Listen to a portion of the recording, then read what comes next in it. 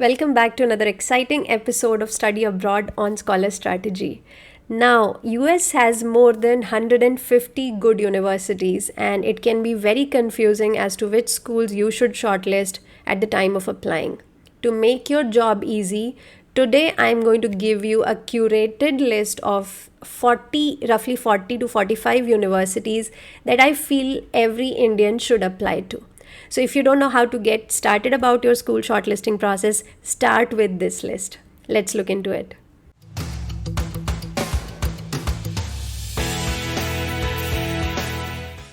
Hey guys, so today we are looking at a list of universities that every Indian student should apply to, and my criteria for this is simple. As Indians, we care about two things. First of all, we want to maximize our chances of admissions, right? We want to get maximum number of admits possible across ambitious, moderate and safe schools.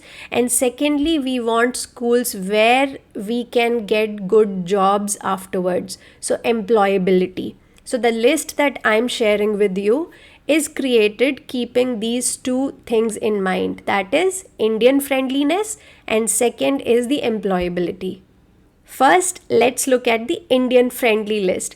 And what do I mean by it? Where am I getting this data from? So my criteria here is that historically I've seen that Indians tend to get more admits at certain universities in US, and this has nothing to do with ranks, by the way. Okay, so you can find Indian friendly universities even in top 20, even in top 50, and even in top 100 universities, right? So some schools have just given historically more admits to Indian students. So that is the list that I am preferring in this section. And where am I getting this data from? It's coming from, of course, my own 10 years of study abroad consulting and working with 650 plus clients. So the kind of admits that we have seen for our clients is one of the factors I've taken into consideration here. Second, I've also looked at the data on various study abroad forums where people post their results, and you can see that Indians are getting admits to certain kind of schools. So combining all this data, what I'm going to now cover is, let me talk about three kind of universities here. One is the ambitious, which is generally higher ranked or more difficult to get into programs, but still where we have seen Indians getting in. And then we will look at the moderately ambitious list, and lastly we will look at the safe list. So let us first look at the ambitious or top programs, and I'm sharing the list on screen as well. Now here I'm picking the ambitious programs where some of our clients have gotten admits to more easily as compared to some other programs. For example, when I talk about Princeton and Yale, I have seen very few Indian admits, especially in the engineering category. So that is why I do not consider Princeton, Yale as the Indian friendly schools. So the list here that I have is where I have seen more number of admits among Indians. And this includes some very prestigious names like Harvard, UIUC, Georgia Tech, University of California, Berkeley, CMU, Cornell, Columbia, UCLA. Now, Columbia, I've seen a lot of people getting into. So this is one of the friendliest Ivy League schools that you can consider if you're chasing prestige and ranking. Now, let us look into the moderately ambitious category. In this, some of my favorite schools would be UC San Diego, one of my all-time favorite because location is excellent. UC has a great brand name and reputation. And some of the big employers like Qualcomm is around, so UC San Diego. Then Purdue is a great choice also. It's one of the cheaper programs, so something to keep in mind. University of Maryland, seen a lot of Indians getting in here. UC Irvine, again a great mid-tier choice in the universities of California. New York University, although expensive, I think the career prospects have been phenomenal, and we have seen good number of admits to both Courant and Tandon program. Then we have USC, which is higher in ranked, but it's not as ambitious. It's just, so I've put it for now in the moderately ambitious list. Of course, this will depend on your profile also. Apart from it, NCSU has a great location advantage in the RTP area. And lastly, Texas A&M. Texas A&M is also a very good ROI school for Indians. Lastly, I'm going to look at the safer universities. In this, I like Duke University, which is more known for its MEM program, of course, and a lot of Indians getting into Duke MEM. Then we have UT Dallas, slightly more GPA friendly school, but gives a lot of admits to Indians. And despite all the bad things you hear about this program, the fact is that, like, I've rarely seen anybody struggling for a job after graduating from UT Dallas. Another one of my favorite ROI school is Sunny Stony Brook. It's like close enough from New York City, very cheap. It's a public university, so a great choice, Sunny Stony Brook. Then I like University of California, Santa Cruz. It's actually very close from Silicon Valley, and like not many people know about it. Excellent school for you to consider. UMass Amherst, excellent reputation again. Actually, in my time, a lot of IITians used to go to this program. Then we have Northeastern, which is extremely popular because of its co-op program. CU Boulder, again, I've heard excellent feedback from our alumni who have studied there. Indiana University Bloomington, again known for more like MIS kind of programs, and also they have a decent data science program. San Jose State University, which I think the whole charm is about being absolutely bang close to Silicon Valley. NYU Poly, again New York City factor. University of Florida, Arizona State, Sunny Buffalo, and Syracuse University. So these are some of the universities you can consider without much risk, or especially if you don't know how to get started, then these 30 universities are a great place to begin shortlisting your school with. So these were the Indian friendly universities. Now let's say your profile is even weaker than this, or you don't even think that you can apply to some of these programs and you want to add some more safer universities to your list.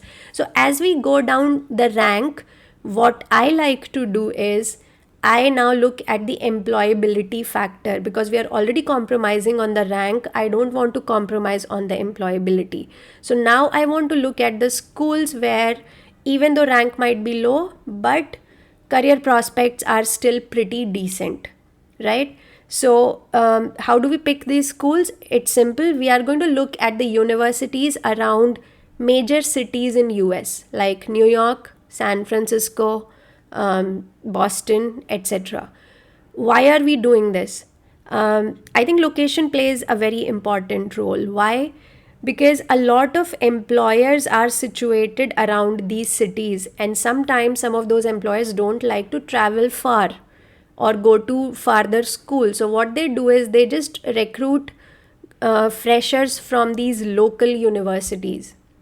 So even though this university is ranked lower, but they are still going to attract these employers in that area, which makes it as an excellent choice for people who are more job centric, right? So in this category, I'm going to look at major cities like, let's first look into New York. Apart from NYU, Columbia, and Sunny Stony Brook that I've already talked about, you can also look at Rutgers, which is, by the way, a pretty good ranked school in New Jersey, but at a drivable distance from New York. You can look at Stevens Institute of Technology, NJIT, and NYIT, New York Institute of Technology, right? Also remember that Cornell has some of or offers some of its programs in the New York campus, so don't forget to check them out.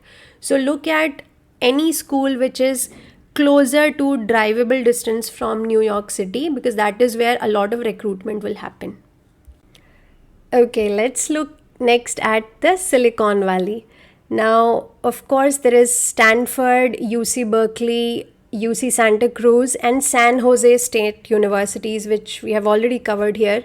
Now, remember that San Jose State University is pretty low ranked school, but it's extremely and quite popular among international applicants just for this very reason, that it's very close to the center of Silicon Valley, and as a result a lot of employers around like Cisco etc. recruit big time from San Jose State University. Now, apart from those schools, if you are focusing on Silicon Valley, you can look at CMU, which has some programs in its Silicon Valley campus, like software engineering program, I think. Then there is Santa Clara University, San Francisco University, and few campuses of California state universities, including East Bay and Monterey Bay. So you can look at these programs if you want to add some more programs to your list, especially the safer ones. Next, let's look at another major city and tech hub in US, which is Boston. Apart from the very prestigious universities like MIT and Harvard, which are in Cambridge, Boston has a lot of good choices. We already looked at Northeastern, which is extremely popular, but let's look at a few more universities slightly lower in the rankings. Here you will find University of Massachusetts, Boston, Tufts University, and Boston University. These are also pretty decent choices. And lastly, I'm going to look at Chicago, which is closer to where I studied. And by the way, the weather here was horrible. So Chicago is one of my least favorite cities in US, but it's a major employer hub. So if you're looking for those major cities, then Chicago can be considered. Here we have, of course, some high-ranked universities like University of Chicago and Northwestern universities. But we also have some mid-tier schools like University of Illinois Chicago campus and Illinois Institute of Technology at Chicago. Okay, so you can consider these. Now, I also like Austin's location a lot, but I could not find many credible choices around there. There is, of course, University of Texas at Austin, but it's pretty competitive school, very research-oriented university. Have not seen many people getting into the engineering like mainstream programs, but we did have clients going there for programs like MSOR or analytics kind of schools. So very, very solid schools. But other than that, I did not find anything closer enough from Austin. Of course, there are many universities in Texas that you can consider as well. Okay, so that was a list from my side. Now, if you combine all the names that we have talked about today, then you will have a list of 40 to 45 solid schools to get started with. I would suggest using this as a starting point for your list. Then, of course, you should look at some of the previous results of these schools, compare how your profile stacks against those previous admits, and then determine how difficult it would be for you to target this particular university. And then accordingly, you should create your own list, divide them into AMBI, MOD, and SAFE categories, and make sure you apply to at least three programs in each category, right? And that is how you can go about shortlisting your programs. Now, I cannot emphasize this point enough, but you must look at the previous results of all the universities that you are considering, because that is the only realistic data which will give you a sense of how your profile stacks up to the average applicant who gets into these programs. So what I'm going to do is, in the description box below, I'm going to mention the link of our results page, because we have been transparently posting all our admission results on our website. So you will see a brief of the profile of the candidate and what are the admissions he got. So what kind of schools that client got into. So you can then compare your profile and make a more well-informed decisions about your universities. So hope this was helpful. Do give us feedback on how you're liking our content so far, what else you would like to see, and I would love to create some more videos around that. So that was all from my side. Thank you, and I will see you next week.